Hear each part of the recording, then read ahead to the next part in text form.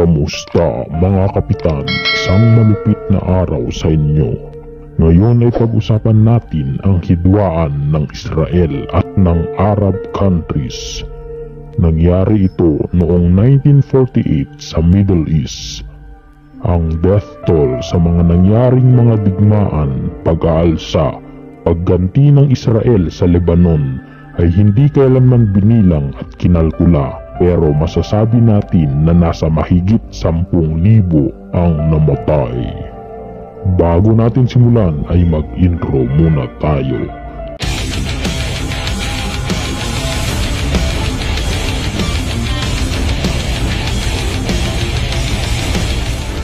Isa ito sa pinakamatagal at mapaminsalang tunggalian or conflict sa buong mundo sa pagitan ng bansang Israel na kaalyado ng Estados Unidos laban sa mga Palestinian.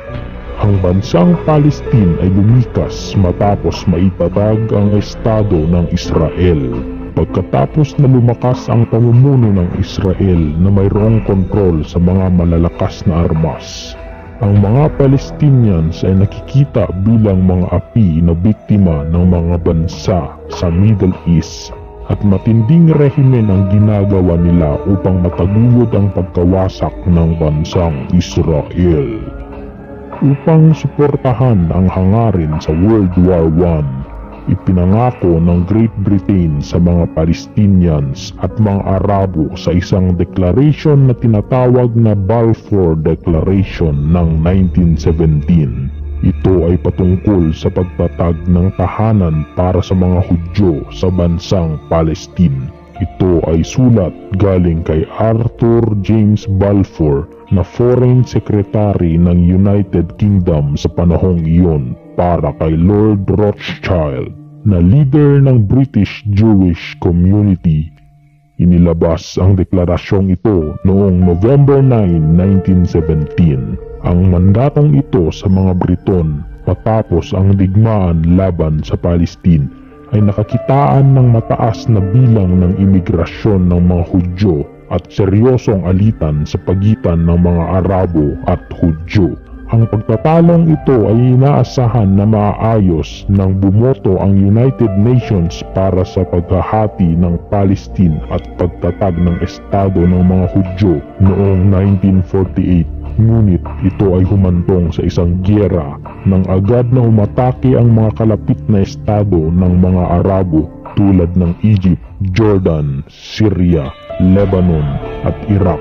Nang ideklara ang araw ng kalayaan ng Israel, nagsimula ito isang araw matapos ang araw ng kalayaan nila.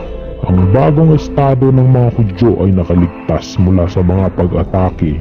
Patuloy pa din naman ang imigrasyon ng mga Hudyo hanggang sa nakamtan nila ang kanilang demokrasya. Pero along the way pa din ay nakikipaglaban pa din sila para sa pag-agaw sa West Bank, East Jerusalem, Gaza Strip at Golan Heights. Dahil sa pagkilos na ito ng mga taga-Israel ay natakot ang mga Palestinians dahil nasasakop na ang kanilang teritoryo.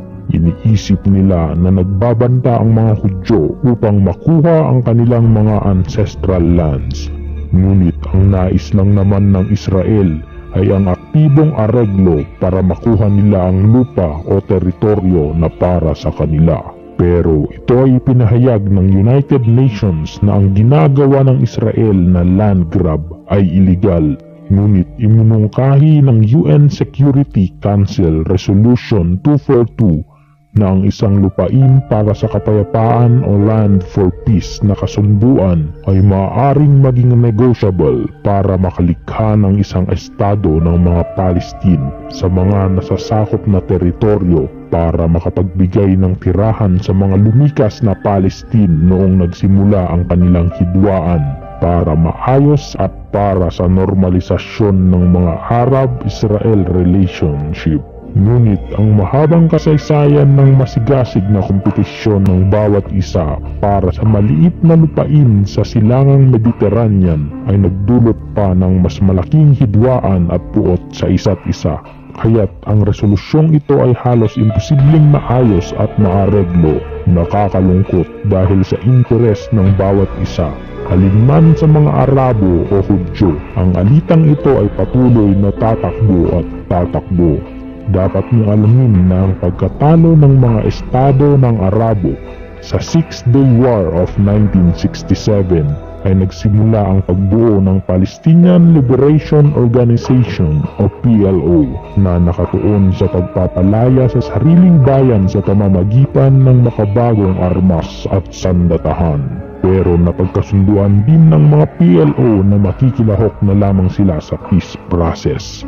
Sa pananaw ng mga Arabo, ito ay radikal na galawan para sa mga freedom fighter. Sa pananaw naman ng Israelis o mga Hudyo, ito ay terorista ng Hamas na ang militanteng aktibidad ay ginagamit ng mga Israel bilang patuloy na pagbibigay ng katwiran para sa mga taktika nila sa Palestine. Maraming salamat sa panunood ng aking video.